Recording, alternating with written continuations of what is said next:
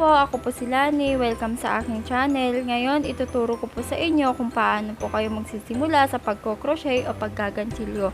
Ituturo ko po sa inyo yung mga basic stitches gaya po nitong slip knot, chain, single crochet, at double crochet. Itong single crochet po ay madalas ginagamit sa mga amigurumi tulad po nitong keychain, ice cream, o di kaya itong Mario. Ayan po, single crochet po yan. Ito naman pong double crochet ay madalas po ginagamit sa mga bonnet. Ayan, purse, lalagyan ng tablet, coin purse, o di kaya madalas din ginagamit sa mga keychain tulad po nito. Ang mga kakailanganin lang nating materials ay crochet hook, yarn, at saka gunting. Ayan, magsimula na po tayo. Ang kailangan lang po nating unang matutunan ay kung paano gawin ang slip knot at saka chain. Kasi po, hindi po tayo makakagawa ng single crochet at double crochet kung wala pong chain. Yan, magsimula na po tayo.